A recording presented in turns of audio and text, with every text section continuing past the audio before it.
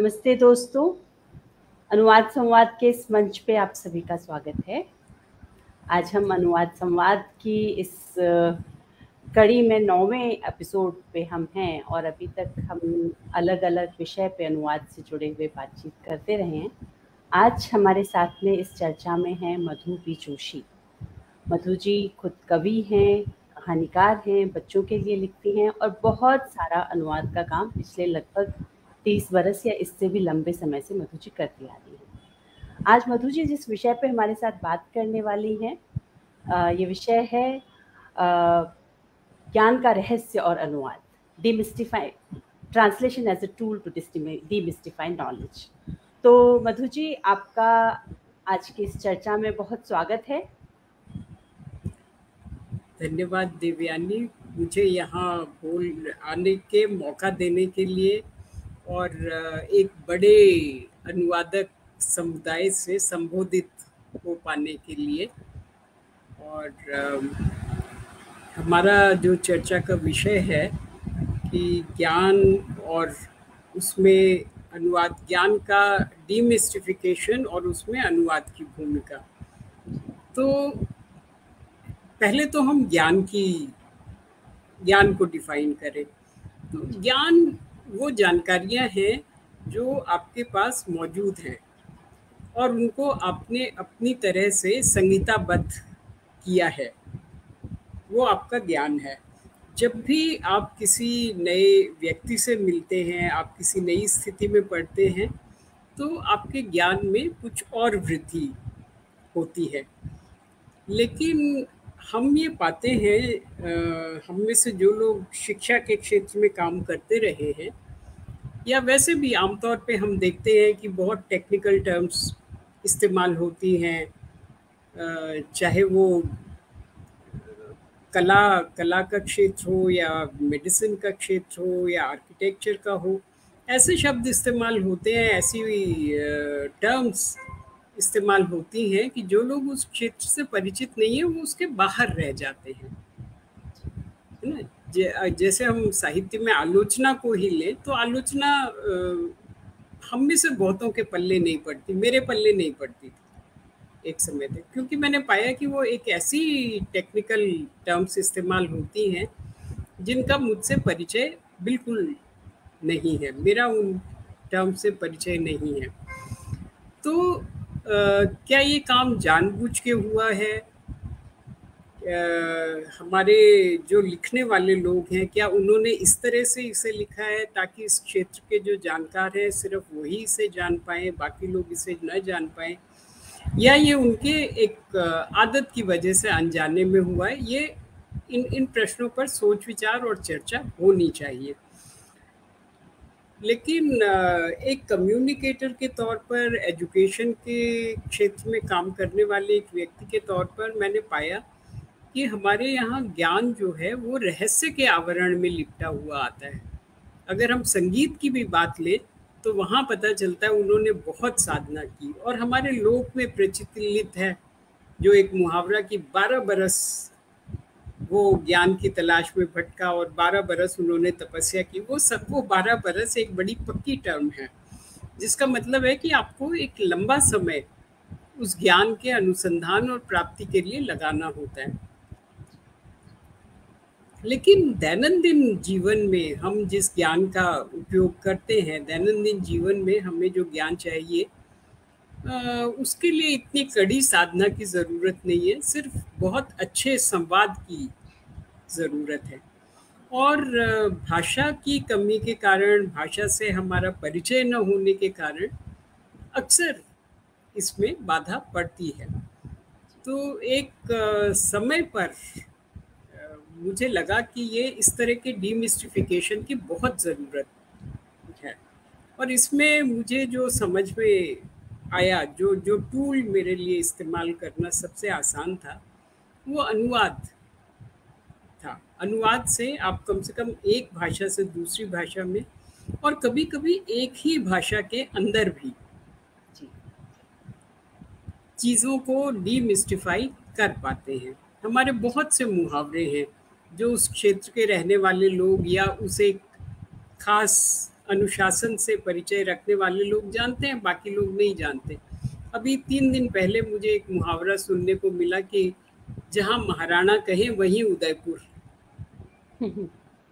हाँ, तो ये डॉक्टर फतेह सिंह भाटी ने मुझे बताया।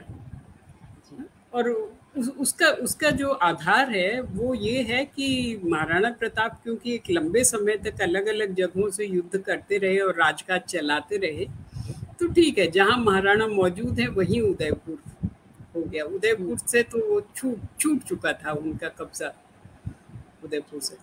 तो अब अगर आपको ये बात नहीं मालूम हो तो आप इस मुहावरे को मिस कर जाएंगे ऑल टुगेदर। तो इस तरह की बहुत सी चीजें हम लोग देखते रहते हैं। या जैसे इस मुहावरे को जब आपने कहा तो मुझे जो अंग्रेजी का प्रचलित मुहावरा है बॉस इज ऑलवेज राइट वो ध्यान आता है, लेकिन जब आप उसको खोलती हैं तो एक दूसरा अर्थ खुलता है, क्योंकि उसका एक हिस्टोरिकल कॉन्टेक्स्ट है। तो वो महाराणा कहें वहीं उदयपुर की जब हम बात कर रहे हैं तो उस कॉन्टेक्स्ट के बिना हम उस मीनिंग तक पहुंच नहीं सकते। और प्रोबेबली आप जब डीमिस्टिफिकेशन की बात कर रही हैं तो शायद वो जो स्तर है अर्थ के, उन स्तरों को, उन तहों को खोलने की आप बात कर रही हैं, अगर मैं ठीक समझ पा रही हूँ तो। हाँ, जी बिल्कुल। लेकिन मेरे सामने फिर सवाल ये आता है कि जब हम ज्ञान के अलग अलग क्षेत्रों की बात करते हैं तो ज्ञान के क्षेत्रों में हर एक क्षेत्र की अपनी एक भाषा और टर्मिनोलॉजी है, और अगर हम उस टर्मिनोलॉजी का इस्तेमाल न करें तो उसके अर्थ अन्यत्र संदर्भों में बहुत सारे अर्थ हो सकते हैं, है ना। तो और इसमें जो दूसरी जो जटिलता मुझे दिखाई देती है कि अंग्रेजी या हिंदी या किसी भी दूसरी भाषा में एक ही शब्द के लिए जब हम उसको किसी एक भाषा में जो एक शब्द है और जो विविध संदर्भों में इस्तेमाल हो रहा है उसके लिए दूसरी भाषा में अलग अलग शब्द हैं, है ना। जैसे मुझे बहुत सामान्यतः मेरी जुबान पे जो रहता है, जैसे हम प्लांट की बात करते हैं तो प्लांट हम जब पर्यावरण में जब हम बात कर रहे हैं और तकनीकी में जब हम बात कर रहे हैं तो ये दो बिल्कुल अलग अलग चीजें हो जाती है। पौधा भी प्लांट है और संयंत्र भी प्लांट है, लेकिन दोनों बिल्कुल दो अलग अर्थों को उद्घाटित करते हैं। और ऐसे बहुत सारे शब्द हो सकते हैं जो तुरंत जुबान पे नहीं आ रहे हैं, ये सामान्यतः मेरी जुबान पे रहता है। तो ये जो डीमिस्टिफिकेशन है, एक with in the language and with in the discipline, है ना, कि जिस अनुशासन में और जिस भाषा में आप कर रहे हैं, और फिर एक उसी अनुशासन में दूसरी भाषा में, और फिर यदि मूल टेक्स्ट एक भाषा में लिखा है और उससे दूसरी भाषा में लेके आना है। तो इसमें मुझे लगता है कि ये जो कई सारे स्तर इसमें आ जाते हैं, तो आप जब इसको ट्रांसलेशन को एक डीमिस्टिफिकेशन के टूल की तरह देख रही हैं, तो यहाँ पे क्या ये नॉलेज के डीमिस्टिफिकेशन की बात है या लैंग्वेज के डीमिस्टिफिकेशन की बात है, या नॉलेज और लैंग्वेज के बीच आप किसी तरह का ओवरलैप यहाँ पे देखती हैं? आप कैसे देखती हैं इसको? यहाँ पर नॉलेज और लैंग्वेज दोनों ओवरलैप हो रहे हैं। मैं आपको एक बहुत छोटा सा उदाहरण बताती हूँ। कई साल पहले मैं एक बड़े प्रतिष्ठान के लिए जब अनुवाद कर रही थी तो हमारे पास एक शब्द आए, अच्छा ये टेक्स्ट जो है ये किसानों के लिए, और किसानों से मेरा मतलब है प्रैक्टिसिंग किसानों के लिए था। अब पता नहीं वो बेचारे पढ़ना लिखना जानते होंगे या नहीं, लेकिन मुझे लगा कि अगर ये वो लोग हैं जो रोज़ाना खेतों में काम करते हैं और खेती की प्रक्रिया से परिचित हैं, तो इनके लिए हमें कंपोस्ट पिट जैसा शब्द इस्तेमाल नहीं करना चाहिए। तो मैंने लिखा खत्ता, जो हमारे हिंदी भाषी प्रांतरों में बहुत आराम से इस्तेमाल होता है और समझा जाता है। कूड़े का खत्ता, खाद का खत्ता, खत्ता भी सिर्फ खत्ता भी कहते हैं। अब जो साहब इसको देख रहे थे, जिन्हें इस अनुवाद को पास करना था, उनके मुंह से हरियाणवी की बू अभी गई नहीं थी, लेकिन उन्होंने कहा कि खत्ता तो मैं नहीं पहचानता। तो मैंने कहा लेकिन किसान खत्ता बहुत अच्छी तरह पहचानते हैं, आप शायद फील्ड में जाके इसको चेक करना चाहिए। तो उन्होंने कहा नहीं नहीं, मैं तो किसान परिवार का ही लड़का हूँ और मुझे तो किसी ये खत्ता समझ में आता नहीं है। तो मैंने उनसे पूछा कि इसके अलावा आपने क्या किया है, तो उन्होंने बताया कि वो किसी एक बड़ी नामी एग्रीकल्चरल यूनिवर्सिटी से पढ़े हुए थे। हो गया बात। और मैं खत्ते के इस्तेमाल पे अड़ी रही और वो खत्ता को बदलने पे अड़े रहे। जी। अब सचमुच में हमारा जो किसान रोज खेत में काम कर रहा है वो बेचारा खत्ता को समझता है। खैर बहरहाल ये जो मसला है ये होते होते भारत सरकार के एक बहुत पावरफुल सेक्रेटरी के पास पहुंचा और आखिर वो आए और उन्हें जब मैंने अनुवाद का वो हिस्सा पढ़ के सुनाया तो उन्होंने कहा कि खत्ता तो बहुत अच्छी तरह समझ में आता है, मैं भी समझता हूँ। और ये बहुत ही सीनियर उस तरह के आईएएस थे जो पहले आईसीएस हुआ करते थे। तो इन्होंने कहा मैं तो समझता हूँ खत्ता, और खत्ता तो बिल्कुल ठीक है, किसान इसको समझेगा, और नहीं तो फील्ड में जाके फील्ड टेस्टिंग इसकी करो। अब अगर हम कंपोस्ट पिट उस हिंदी के टेक्स्ट में जाने देते तो मुझे बताइए कि ये कितनी जगह एक औसत किसान इसको समझ पा सकता था। जी, इसमें मुझे एक और बात भी लगती है मधु जी फिर कि हमारे यहाँ पे जो एक और आयाम है रीजनैलिटी का, है ना, कि आप किस क्षेत्र से आ रहे हैं और उस क्षेत्र में उस पर्टिकुलर कॉन्सेप्ट या उस पर्टिकुलर चीज़ के लिए क्या शब्द प्रचलन में है ना। तो और फिर मुझे लगता है कि दूसरी बात यहाँ पे फिर अथॉरिटी की भी आती है ना, कि तो ट्रांसलेशन कौन सा अप्रूव होगा कि जो अथॉरिटी का जो लैंग्वेज का जो दायरा है, उस उनका जो भाषा का संस्कार है, उनका जो शब्द भंडार है, उसमें भी वो शब्द यदि आ रहे हैं तो उनकी एक्सेप्टेंस की गुंजाइश ज़्यादा बन जाएगी।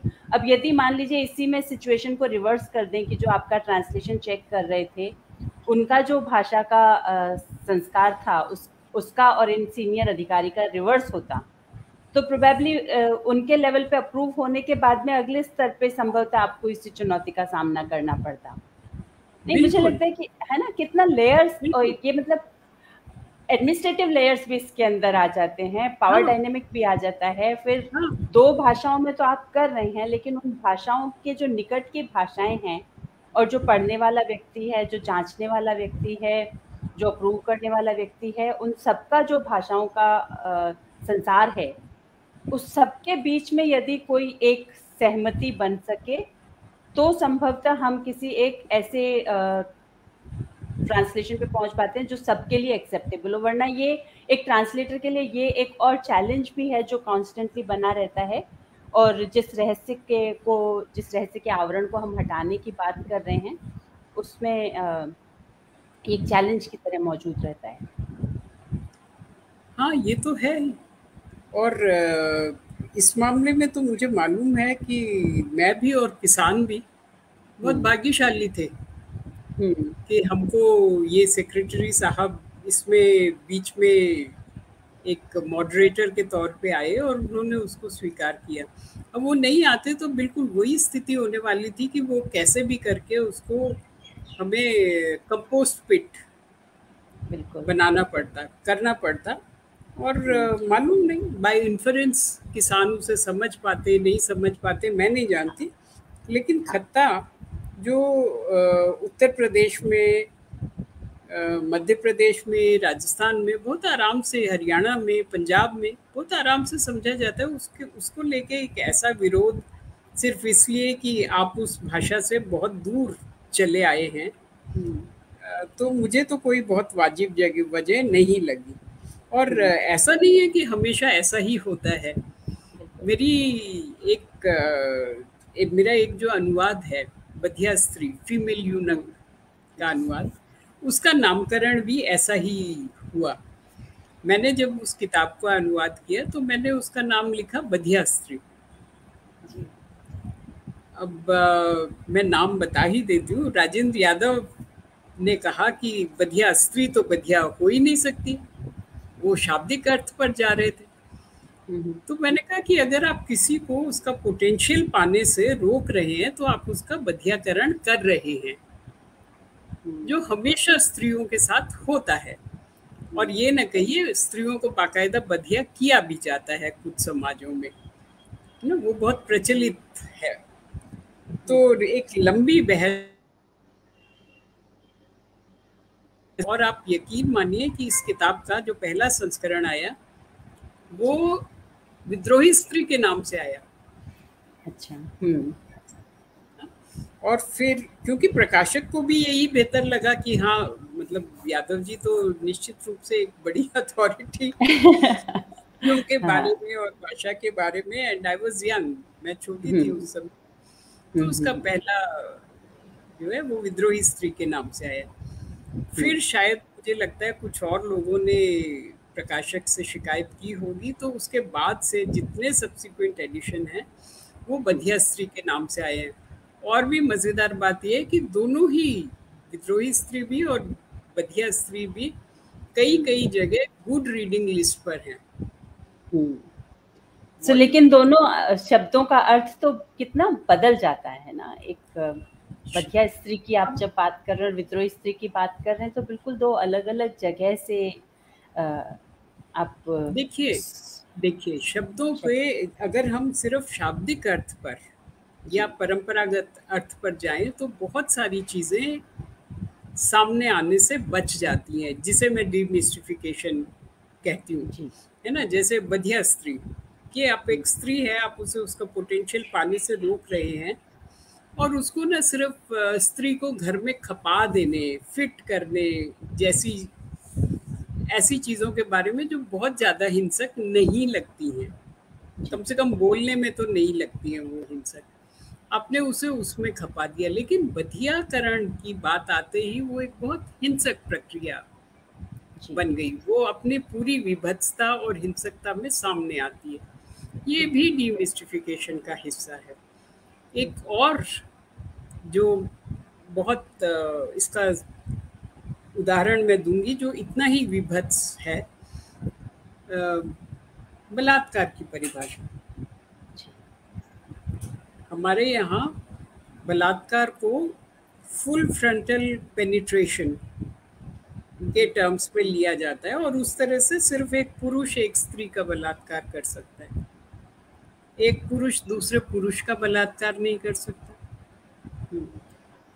है ना। इस परिभाषा के अनुसार, इसी परिभाषा के अनुसार अगर किसी स्त्री के जननांगों को गहरी क्षति पहुंचाई जाती है लेकिन उसमें पुरुष जननांग की भूमिका नहीं है, तो उसे भी लोग आसानी से बलात्कार मानने को तैयार नहीं होते। हमने भयंकर अपराधों के अपराधियों पर ये दफा न लगते हुए देखी है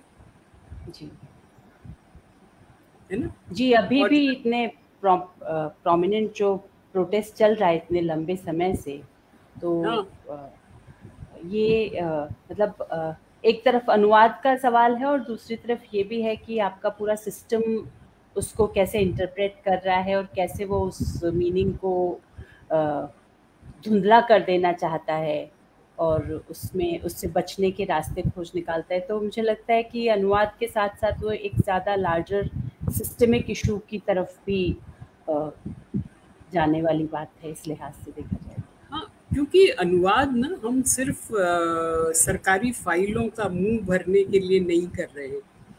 अनुवाद के माध्यम से हमारी एक अपेक्षा ये भी होती है कि हमारा समाज आज जिस तरह से सोचता है उस तरह की उसकी सोच में कुछ बदलाव भी आए, है ना। तो अब बच्चों के जो बलात्कारी हैं वो बच जाते हैं, बिल्कुल पुरुषों के बलात्कारी और साफ छूटते हैं, बिल्कुल। क्योंकि हम बलात्कार को एक बहुत लिमिटेड सेंस में ले रहे हैं। हम बलात्कार को ना एक ऐसी वाइडर डेफिनेशन में नहीं ले जा रहे फॉर व्हाटएवर रीजंस, जिसमें किसी भी व्यक्ति की निजता का अतिक्रमण बलात्कार की श्रेणी में आता हो या कम से कम और गंभीर धाराएं लगती हो। तो जब तक हम इन सब एरियाज को जोड़ेंगे नहीं, तो तब तक हम अनुवादकों के तौर पे कम से कम इतना तो कर ही सकते हैं कि हम बात पूरे खुलासे के साथ बता दें। बिल्कुल, बिल्कुल। और ख़ास तौर से इन टर्म्स पे जब हम जा रहे हैं तो मुझे लग रहा है कि वो एक पूरा दूसरा सोशल पॉलिटिकल डिस्कोर्स की तरफ भी हमको लेके जा रही है, जो अनुवादक के तौर पे हम जितना कर सकते हैं, लेकिन उसके बियॉन्ड बहुत सारे और एस्पेक्ट्स भी उसके साथ जुड़ जाते हैं।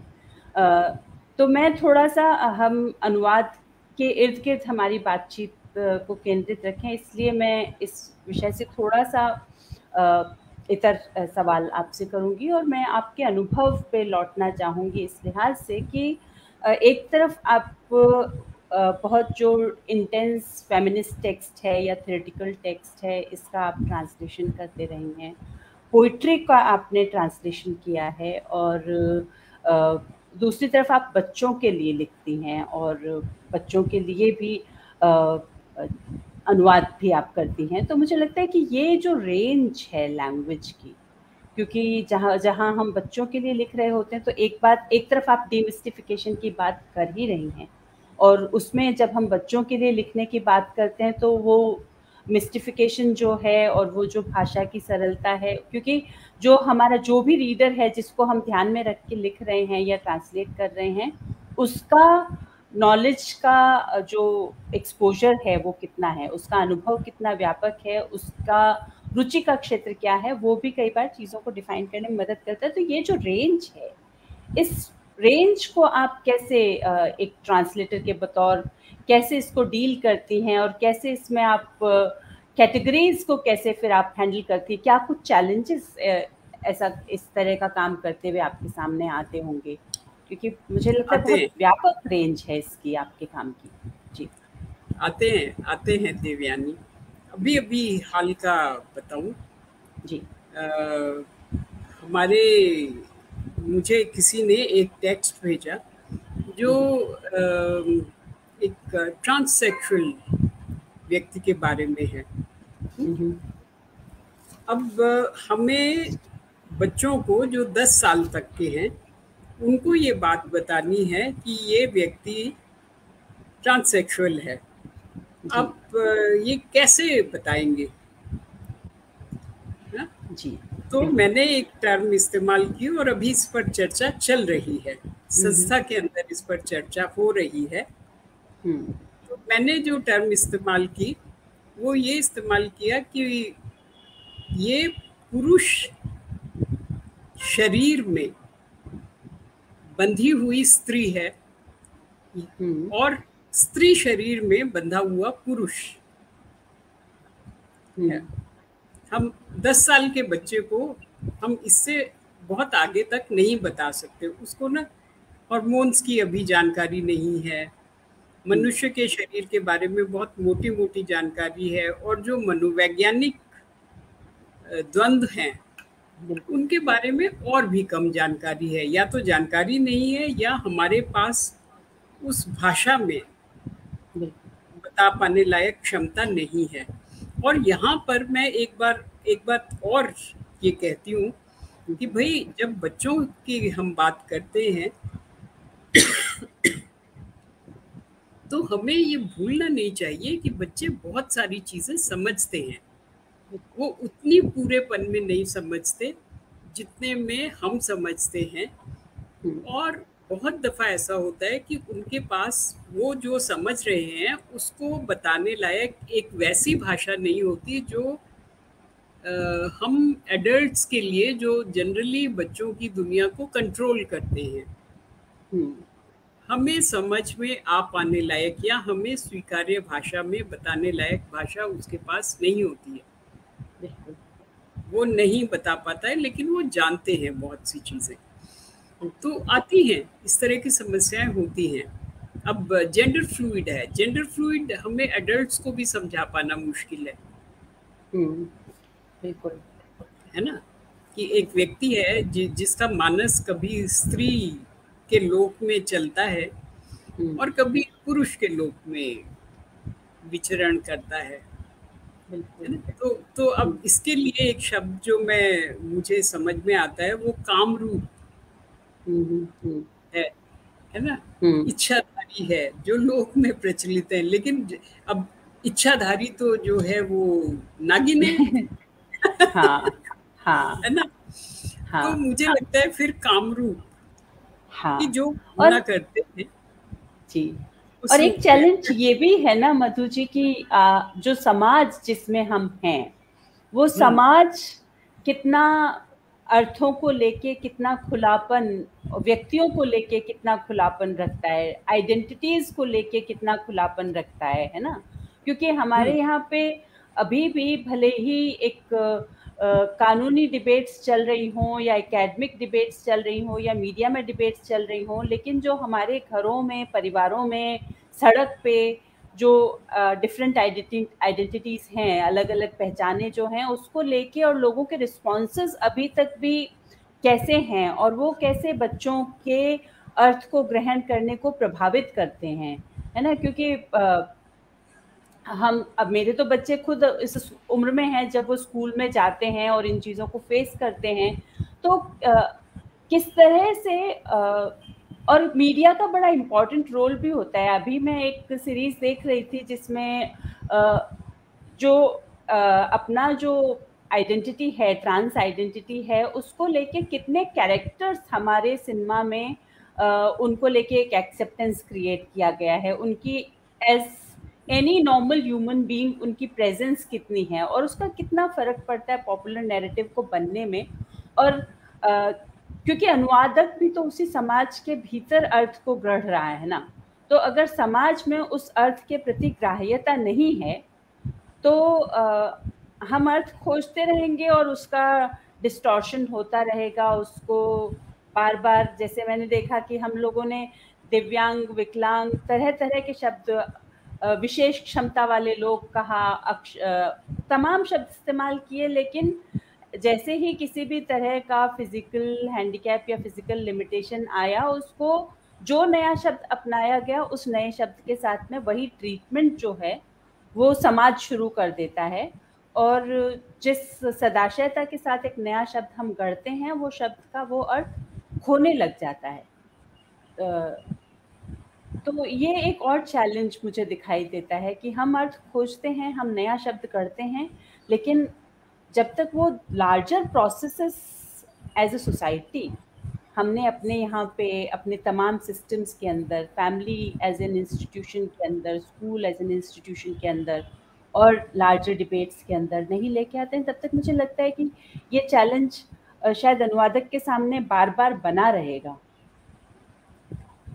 हाँ, ये तो है। अ, हमारा जो व्यापक समाज है हम्म, उसको अपनी पुरानी आदतों से निकलने में बहुत जी, समय, बहुत ही समय वो लेता है। और बिल्कुल, अब आप एक और शब्द मैं आपको ध्यान दिलाती हूँ कि हरिजन, गांधी जी ने इस्तेमाल बिल्कुल, किया बिल्कुल, हरिजन शब्द, है हम्म, ना? तो आज इस शब्द को प्रयोग में आए हुए मुझे लग रहा है करीब करीबन 95 साल हो गए। बिल्कुल, बिल्कुल, तो इस शब्द ने क्या जरा भी लोगों के मानस में बदलाव लाया है? इसने बिल्कुल, हरिजन के तौर पे कैटेगराइज किए जाने वाले लोगों के लिए क्या जरा भी स्वीकृति, जरा भी सम्मान ये ला पाया है? या नहीं, अब एक तो और इस शब्द, शब्द को ही डिस्कार्ड कर दिया गया ना, अब तो ये शब्द नहीं इस्तेमाल किया जा सकता है, क्योंकि वही इसके साथ में हाँ, भी तो वही उसकी अपमान उसकी एसोसिएट जगह, हो गया। हाँ, हाँ, लेकिन ना अगर आप लोक की भाषा में जाइए, जन भाषा में हुँ, जाइए, हुँ, तो हुँ, एससी एसटी, बिल्कुल, कोटा वाले, हाँ, हाँ, हाँ, इस तरह के मुहावरे इस्तेमाल होने बिल्कुल, लगे हैं। बिल्कुल, हाँ? जब से हाँ, जाति सूचक संज्ञाओं का इस्तेमाल दंडनीय हुआ है, तब से हुँ, कितने और नए शब्द आ गए हैं इस बिल्कुल, कोश में, है ना? फिर हाँ, अभी कोई 30 साल पहले जी, सेक्स वर्कर हाँ, एक कैटेगरी आई। हुँ, कौन सेक्स वर्कर शब्द का इस्तेमाल करता है सिवाय टेक्निकल डॉक्यूमेंट्स में? बिल्कुल, हाँ? समाज में बिल्कुल, हमारा हमारे समाज ने उस शब्द को, हमारे पास हिंदी में भी उसके पास उसके लिए एक अनुवाद नहीं है। बिल्कुल, वो पहले कम से कम एक मंगलामुखी शब्द होता था, सुनने में तो अच्छा लगता था, हम्म। उसके पीछे भाव भी ये था कि इनको देखने से मंगल होता है। हम्म। वो भी हमारे यहाँ से गायब हो गया शब्द। आज बिल्कुल। काफी अच्छी हिंदी जानने वाले लोगों का भी उस शब्द से परिचय नहीं है। अब वो क्यों गायब हुआ और क्यों गालियों की श्रेणी के शब्द इस्तेमाल हुए?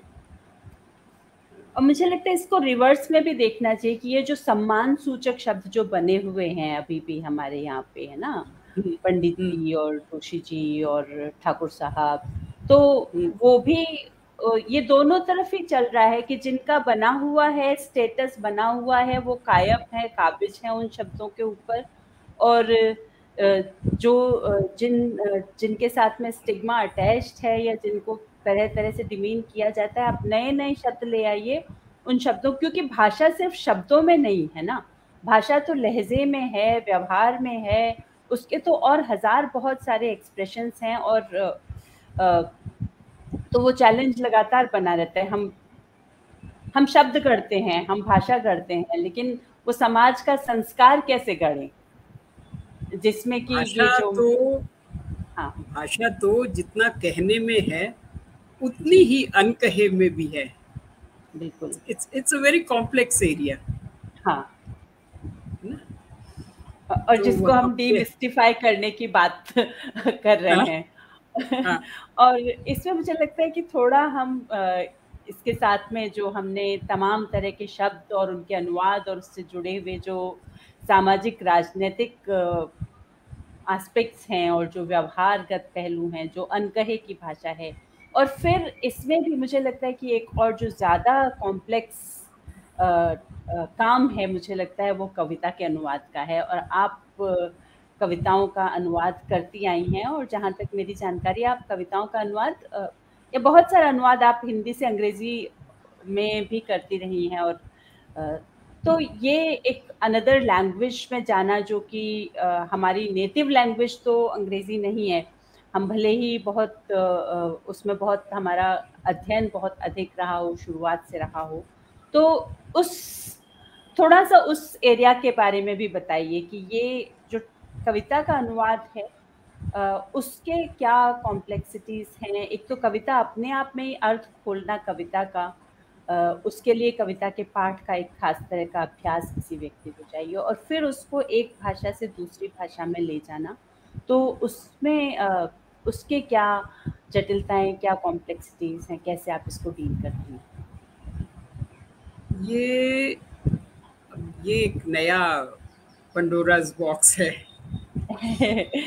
हाँ। मुझे लगता है कि मैं कुछ मायनों में भाग्यशाली रही हूँ। मुझे भाषाएं पकड़ने, उसे पकड़ना ही कहेंगे, मुझे भाषाएं पकड़ना मेरे लिए उतना मुश्किल काम है नहीं। हम्म।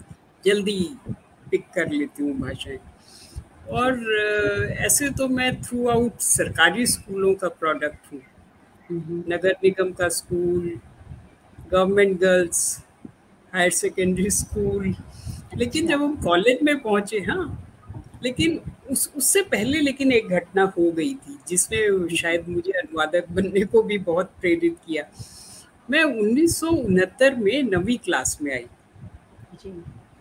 और उस साल ना भारतीय जनसंघ हम्म।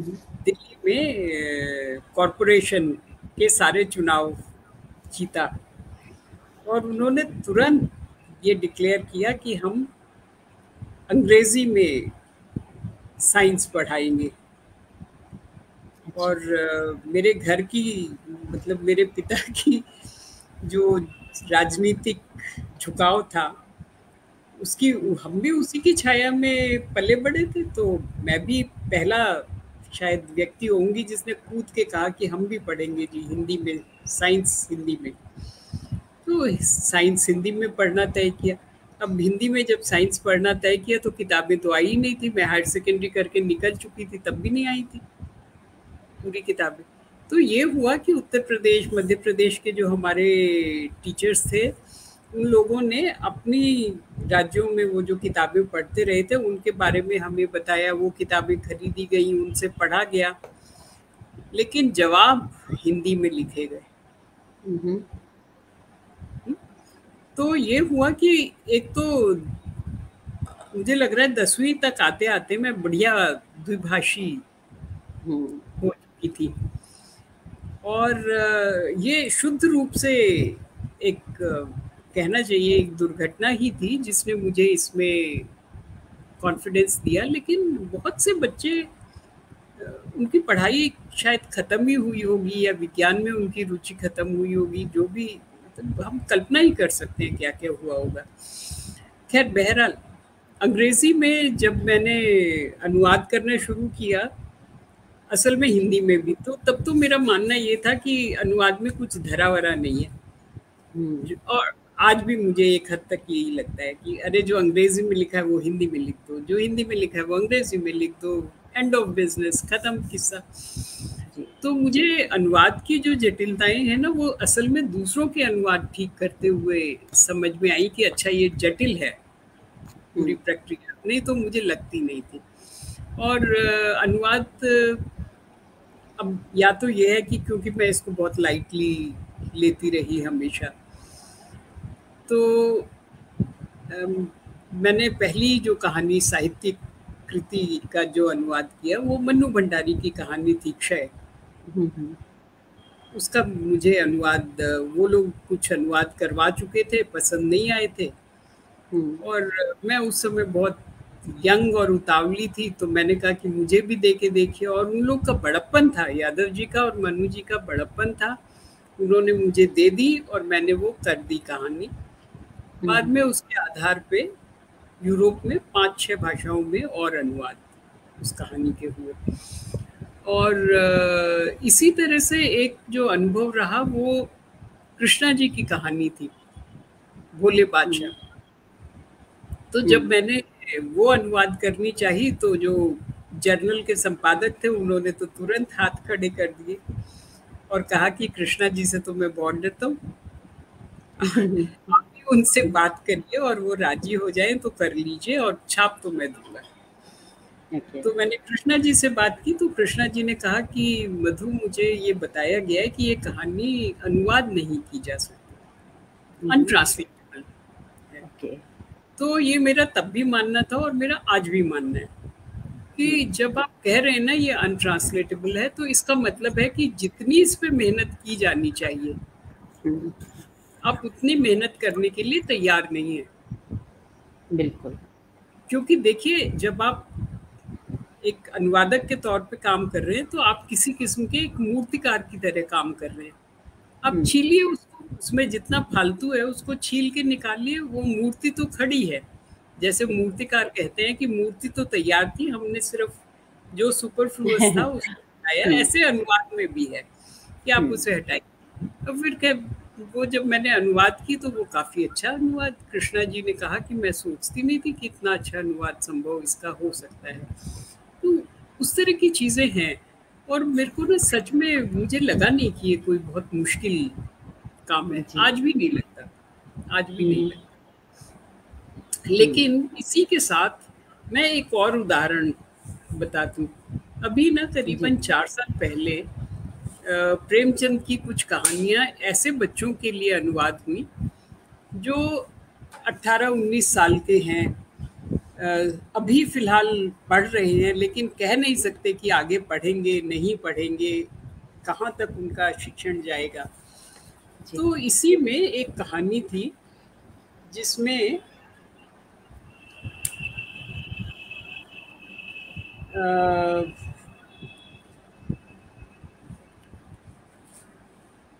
जी, एक मिनट में वो निकालूं।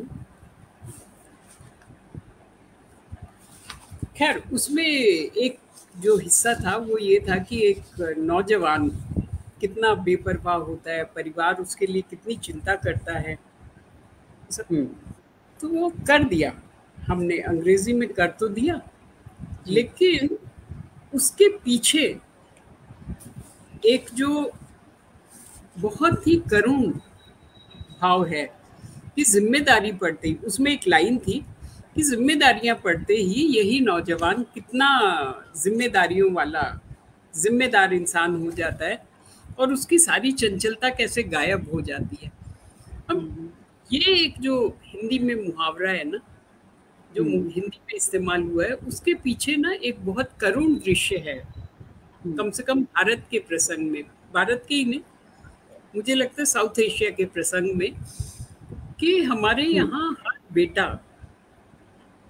हम्म, घर का कमाऊ पूत जी, होता है, जिससे ना पूरे परिवार को, पूरे लंबे चौड़े कुटुंब को बहुत सी हम्म, अपेक्षाएं होती हैं, उससे जी, उम्मीद की जाती है। और उसके पीछे ना एक मुहावरा भी चलता है, भूल गए हम्म, रास रंग, भूल गए छकड़ी, हम्म, तीन चीजें याद रही, नून तेल लकड़ी। जी, तो बहुत हम्म, करुण प्रसंग है। हम में से बहुत से लोग इससे गुजरे नहीं हैं, लेकिन जो गुजरे हैं उनसे पूछे कि ये कितना करुण प्रसंग है।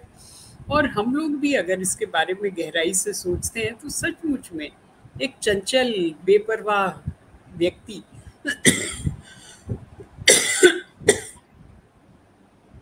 हम्म, जिस पे जिम्मेदारियां आ पड़ती हैं, जी, उसका ये क्या एक वाक्य में इतनी आसान है इसको ट्रांसफर कर पाना?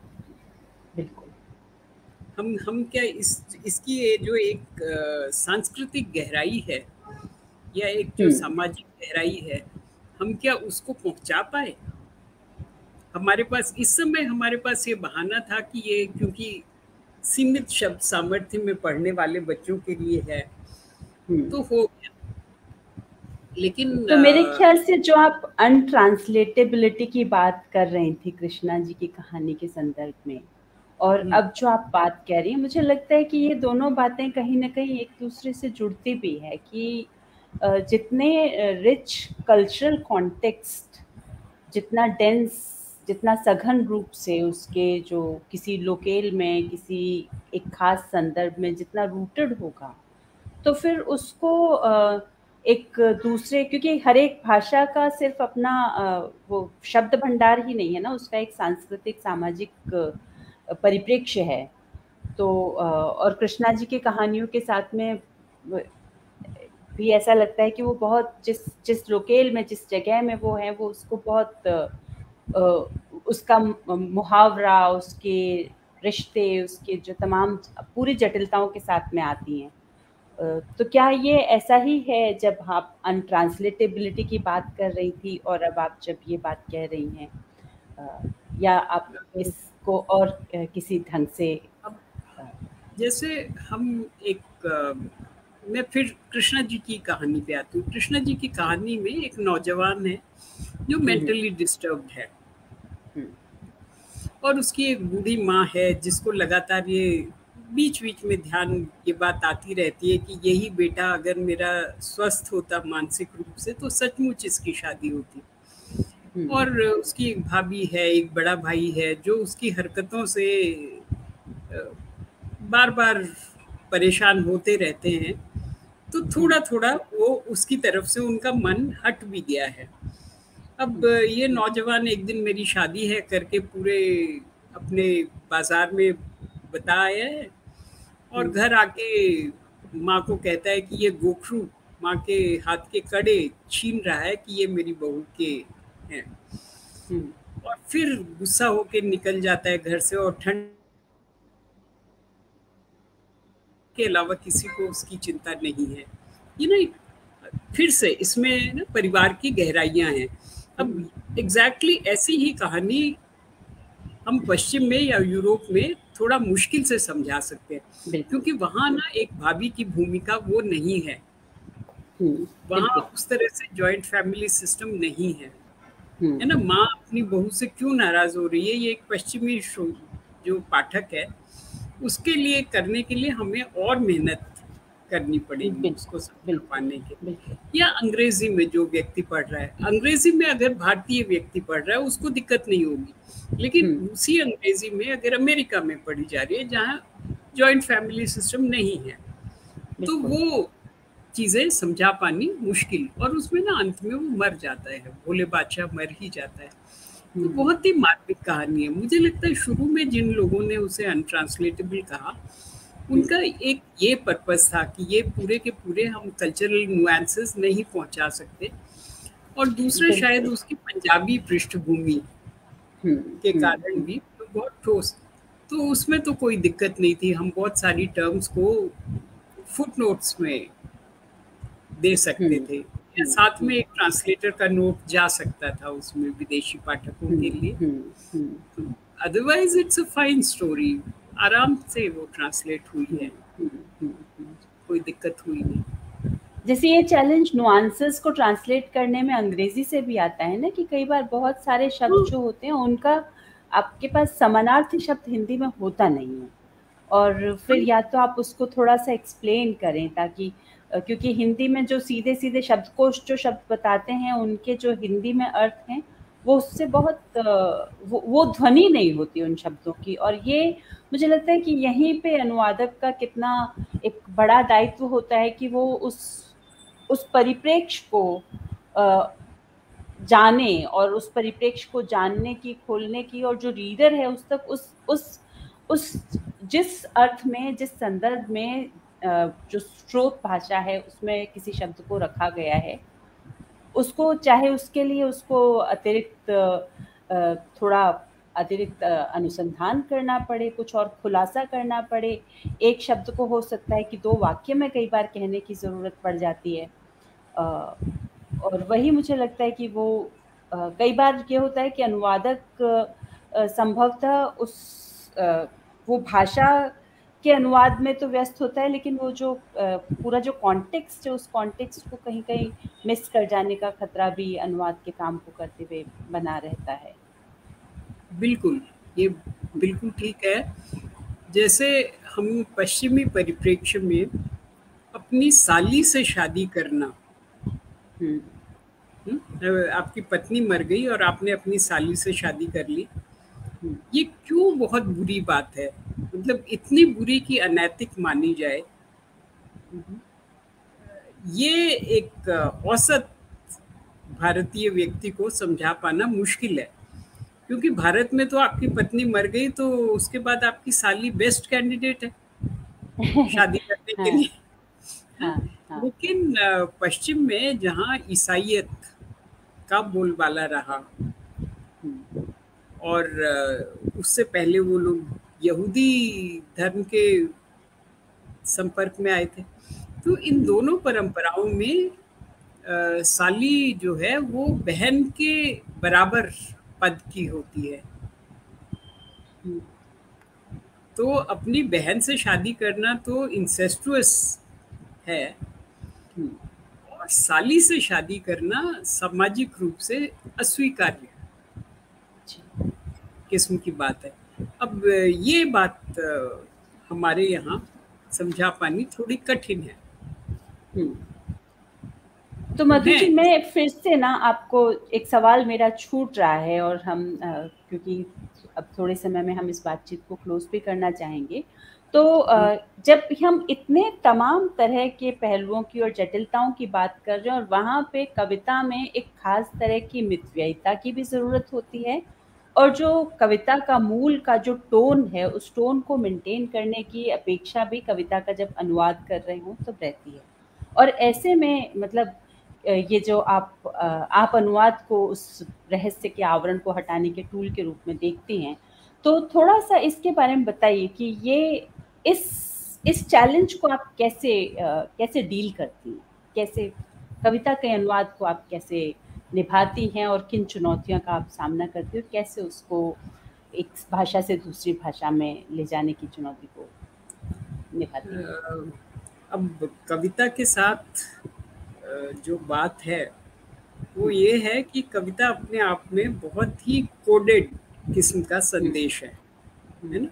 ये लगभग आपके डायरी में अपने लिए बनाए हुए नोट्स की तरह है जी। तो जब तक आप उस कोड को एंटर नहीं कर पाते तब तक उसका अनुवाद करना दूर, आप उसे पढ़ नहीं सकते।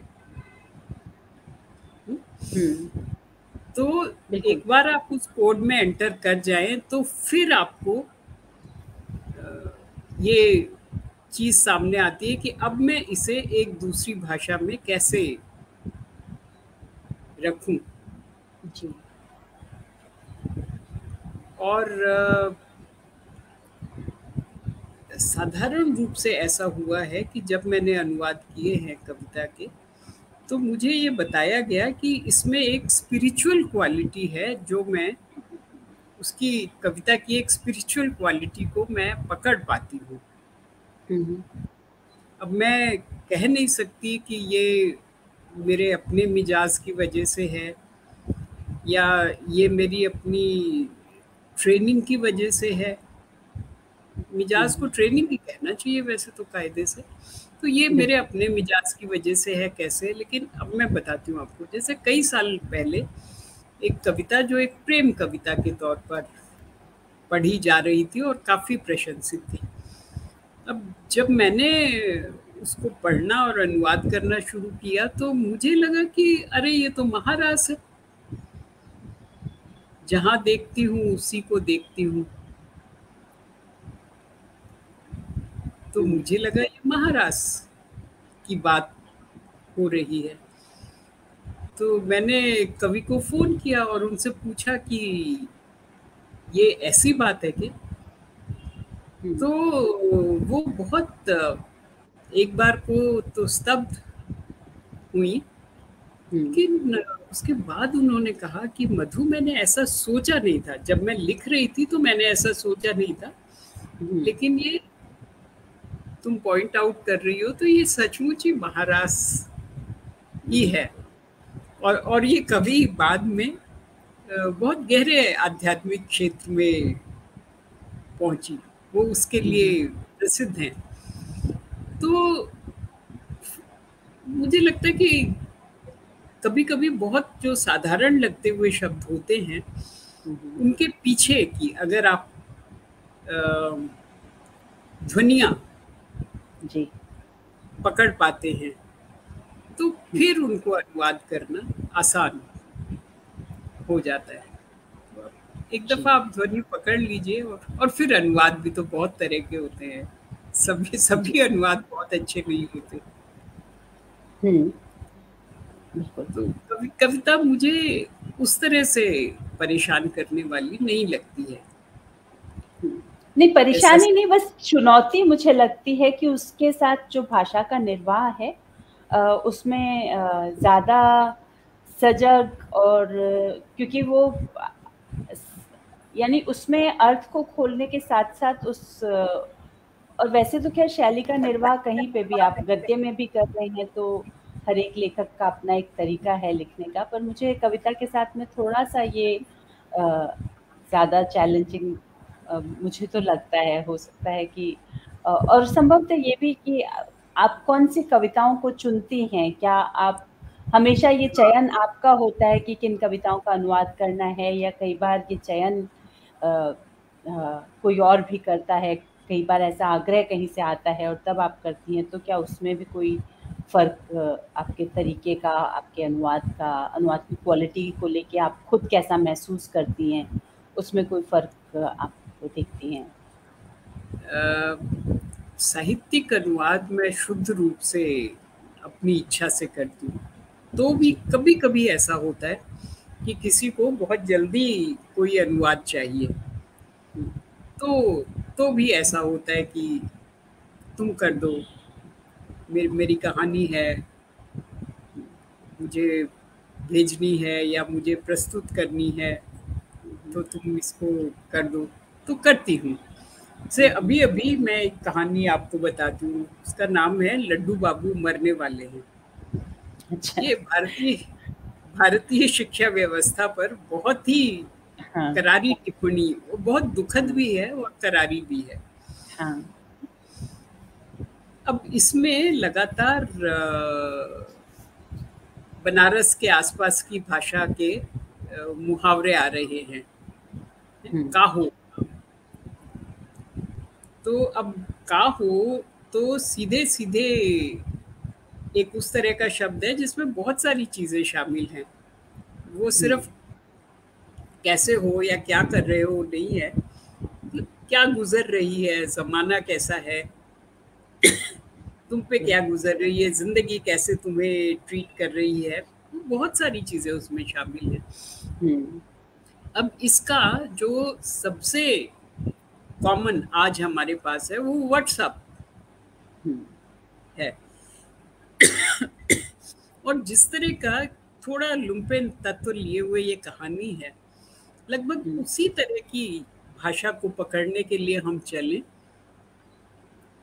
तो हमको एक पुरानी लेट विक्टोरियन और एडवर्डियन इंग्लिश में एक टर्म मिलती है, व्हाट हो। वो भी ऐसा ही है, कैसे हो, क्या हो रहा है दुनिया में, क्या हो रहा है, how is life treating you, वो सब उस एक मुहावरे में, जिसे आप बहुत लाइटली भी ले सकते हैं, बहुत सीरियसली भी ले सकते हैं। तो जब मेरे पास चुनने की बात थी तो मैंने व्हाट ओ चुना। तो वो अगर आप उसके पूरे आयाम नहीं भी समझ पाते हैं तो भी आपको एक मुहावरे के तौर पे तो आपको कुछ तो उसका अर्थ समझ आता ही है। तो ऐसे कभी कभी चॉइसेस में आपको एक कड़ा फैसला। बिल्कुल।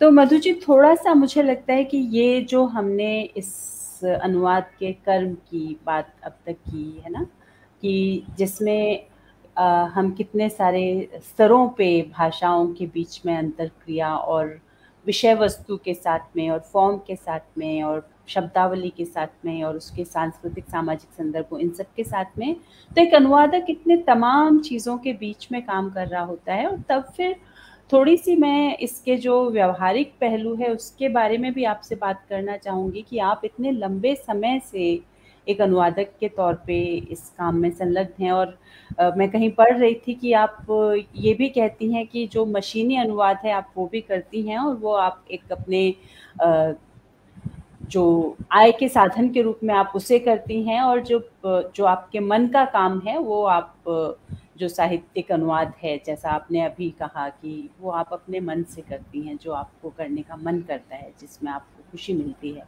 तो थोड़ा एक अनुवादक के रूप में आप कैसा महसूस करती हैं इस काम को लेके, इस काम को जिस तरह का रिकॉग्निशन सोसाइटी में, सिस्टम में, एकेडमिया में है, और आप क्या, अब जब आप लगभग 30-35 साल से इस काम को कर रही हैं, 40 साल से इस काम को कर रही हैं, अगर मैं आपके लेट 80s के रेफरेंस को ध्यान में दूँ तो आपको क्या लगता है कि क्या महसूस करती है एक अनुवादक के तौर पे? क्या जो रिकॉग्निशन है और जिस तरह का उसको एक्सेप्टेंस है काम को, और जितना काम किया जा सकता है उसके लिए जिस तरह का स्कोप है, आप क्या महसूस करती हैं कि क्या स्थिति है और कैसा होना चाहिए? मैं इस तरह इसको देखती हूँ, कम से कम अपने संदर्भ में, कि मुझे स्वीकृति और रिकॉग्निशन दोनों जल्दी मिले, बहुत जल्दी मुझे ये मिले, और सम्मान भी मिला है मुझे ना, सचमुच में। अगर हम पैसे कहें तो पैसे भी मिले हैं, मुझे यश भी मिला है, मुझे बहुत से लोग, मतलब सचमुच में एक बड़ा वर्ग ऐसा है जो मुझे सिर्फ अनुवादों की वजह से जानता है। उनके लिए मेरा एडिटर होने का कोई मतलब नहीं है, मेरे कवि होने का कोई मतलब नहीं है, या मेरे टिप्पणीकार होने का भी कोई मतलब नहीं है। वो मुझे सिर्फ अनुवादक के तौर पे जानते हैं। और शायद ये भी बात है कि मैं ठीक ठाक पैसे लेने पर हमेशा अड़ी रही। इसमें सच बात यह है कि मैं ऐसी संस्थाएं जिनके पास सचमुच पैसे नहीं होते हैं, जिनको जुटाना कठिन होता है पैसे, उनके लिए मैं बिना पैसे लिए अपने पास से भी पैसे खर्च करके भी अनुवाद करती रही हूँ ना। कुछ एक लोगों को याद है कि उन्होंने मुझे कहा था, तो मैंने टाइप करवा के बाकायदा उनको वो चीज़ें भेज दी थी। जी। और कुछ लोगों ने मेरे साथ इस तरह का इंटरेक्शन होने के बाद ये कहा कि हम आगे से हम अनुवाद के लिए गंभीरता से विचार किया करेंगे और उसके लिए पैसे भी जुटाने की। तो मुझे मालूम है सब प्रयासों के बावजूद कभी-कभी बहुत कम पैसे होते हैं। जी। तो इस तरह के लोगों से मैं बिल्कुल ये कहती हूँ कि अगर आपके पास बिल्कुल नहीं है पैसे, तो भी कोई दिक्कत नहीं है, और नहीं तो आप इसे मेरे लिए रोक दीजिए पेमेंट, आप किसी और के लिए अच्छा पेमेंट कर दीजिए। जी। तो वो कहते हैं कि नहीं उसमें टेक्निकल समस्याएं हैं, तो मैं कितना भी कम पेमेंट हो वो ले लेती हूँ। लेकिन जनरली मेरे अनुवाद वेल पेड होते हैं, मेरे पास जो आते हैं वो वेल पेड होते हैं, उसके अच्छे पैसे मुझे मिलते हैं अनुवाद जी। के। और साहित्यिक अनुवाद जो मैं अपनी इच्छा से करती हूँ, हिंदी, उसमें भी मेरा ये मानना है कि हिंदी के एक लेखक को कोई पैसे वैसे मिलते नहीं है। पब्लिशर उन्हें रॉयल्टी देता नहीं, पत्रिका उन्हें बहुत थोड़े से पैसे देती है। तो हिंदी के लेखकों से पैसे लेना भी मुझे कुछ जचता नहीं है। जी। है ना? तो जिन लोगों की काम मैं अपनी रुचि से करती हूँ कि अरे ये मुझे करना है, ये मैं करना चाहती हूँ, वो मैं उसके लिए मैं पैसे नहीं लेती जी। कभी। तो मुझे लगता है ये इसमें बहुत सारा डिस्क्रिशन की बात भी है कि हम अपने डिस्क्रिशन से तय करते हैं, और बहुत सारा जो सामने जिसके साथ में हम मिलके काम कर रहे हैं वहाँ के जो सर्कमस्टांसेस हैं उस पे भी डिपेंड करता है। और लेकिन जो एक जब एक प्रोफेशनल ट्रांसलेटर के तौर पे आप जब काम कर रही होती हैं, जो अलग तरह का काम भी होता है, जिसको आप अपने आय के साधन के रूप में जब कर रही होती हैं, तो उन दोनों कामों में भी आप फ़र्क करती हैं और फिर आप अपने डिस्क्रिशन से उसको तय भी करती हैं। मुझे लगता है ये संभवतः अनुवाद के जो क्षेत्र में काम करने वाले लोग हैं, अधिकांशतः इसी तरह के एक जो आपने थोड़ी देर पहले फ्लूइडिटी की बात की थी, तब आप जेंडर फ्लूइड होने की बात कर रहे थे। लेकिन ये जो है, ये पूरा जो है बहुत फ्लूइड है कि आप हाँ, किस सिचुएशन में हैं और तब आप क्या डिसीजन करते हैं, आपके सर्कमस्टांसेस क्या कहते हैं, आपके पास समय की उपलब्धता, रुचि और आपकी आर्थिक स्थिति, ये तमाम फैक्टर्स इसके अंदर अपनी भूमिका निभा रहे होते हैं जब आप इस तरह के डिसीजंस लेते हैं। हाँ, ऐसा ही है। बैलेंस करना ज़रूरी होता है। जी। पेड वर्क है, पेड है, बहुत वेल पेड है। उसी के साथ एक काम ऐसा भी है जो वेल पेड नहीं है, या बिल्कुल बिल्कुल। ज़ीरो पेमेंट जिसके लिए है। बिल्कुल। तो लेकिन ऐसा लगता है कि ये तो काम वो है जो ज़रूर होना चाहिए। जो पेड काम है वो तो मैं नहीं करूँगी, कोई और भी कर लेगा और उतना ही ठीक कर लेगा, और उन्हें बिल्कुल। ज़रूरी लगेगा तो वो चेक करने के लिए मेरे पास भेजने का ऑप्शन उनके पास है। तो वैसी सूरत में मैं वो काम करना चाहूँगी जो या तो फ्री में है या बहुत कम पैसे हैं, इसलिए कोई करेगा नहीं, और करेगा तो बेदिली से करके ठीक नहीं करेगा। जी। तो मेरी प्रायोरिटी उसको करना होगी। जी। मैं वो काम बिल्कुल। करना पसंद करूँगी। यानी जो मीनिंगफुलनेस है उसमें, जो सार्थकता बिल्कुल। है और उसका जो संतोष है, वो भी जी। एक बहुत, और वो एक अलग तरह का लाइक रिवॉर्ड है जो शायद पैसे से नहीं मिल सकता है। हाँ। तो मधु जी, मुझे लगता है कि हम लोग करीब 1 घंटे की बातचीत हम लोग पूरी करने जा रहे हैं, और इस बीच में कुछ साथियों ने कमेंट्स किए हैं बीच-बीच में, जो संदर्भ उनकी बातचीत का पीछे छूट गया है। तो लेकिन कुमार प्रदीप जी जो महाराणा प्रताप के, हम उदयपुर की बात कर रहे थे कि महाराणा कहें वही उदयपुर, तो वो कह रहे हैं कि ये पृष्ठभूमि का महत्व है। और सुयश जी जो लक्ष्य पाठक के लिए अनुवाद को आसान बनाना चाहिए, इसकी बात कर रहे हैं, और इसमें वो गर्भवती के लिए पेट से होना लिखना पड़ा क्योंकि क्लाइंट ने बताया कि गर्भवती लिखने पर कुछ औरतों को वाक्य का मतलब समझ में नहीं आ रहा है। तो ये जो हम कॉन्टेक्स्ट की बात कर रहे थे, उस पे सुयश का एक कमेंट है। मैं सिर्फ इनको पढ़ दे रही हूँ क्योंकि कोई सवाल जैसा नहीं है। ऐसे कृष्णा तिवारी जी हैं जो हरिजन संदर्भ की जब हम बात कर रहे थे तो उन्होंने बताया कि ये कृष्ण तिवारी जी कह रहे हैं कि ये शब्द अब असंवैधानिक हो गया है। तो मुझे लगता है कि कुछ साथियों ने पार्टिसिपेट किया इस बातचीत में अपने कमेंट्स के द्वारा, और काफ़ी लोग बने रहे हमारे साथ में इस बातचीत में। और मधु जी, आपसे बहुत सारी बातें, मुझे अभी भी मेरे मन में कई सारे सवाल हैं जो मुझे लगता है कि जिन पे आपके साथ में और बात होनी चाहिए। और आज आप को हम सिर्फ ऑडियो में सुन पाए, आप का वो कैमरा किसी वजह से काम नहीं कर पा रहा था। आपको हम साथ-साथ यदि दोनों स्क्रीन पे आप भी साथ में दिखाई देती तो और बेहतर होता। लेकिन आपने इतना सारा समय निकाला और बहुत सारी बातें आपके साथ में हुई। तो आपको और सभी साथियों को बहुत-बहुत शुक्रिया इसमें शामिल होने के लिए। शुक्रिया देवयानी, तुमने भी बहुत सारा समय निकाला और बहुत मेहनत से अपने सवाल तैयार भी किए, और ये अच्छी बातचीत रही। और कोशिश करेंगे कि अगली दफ़ा जब हम बात करें तो तब तक मेरा ये सब ज्ञान अपडेटेड हो, ताकि मेरी शक्ल भी दिखाई दे सके। बिल्कुल। बहुत शुक्रिया। और नमस्ते। टिप्पणी करने वाले सभी साथियों को नमस्कार। आपने इतनी रुचि ली, बहुत अच्छा लगा, और ये मुझे प्रेरित करेगा कि हम अगली दफ़ा और अच्छी तरह बातचीत कर सकें। जी, शुक्रिया। Thank you.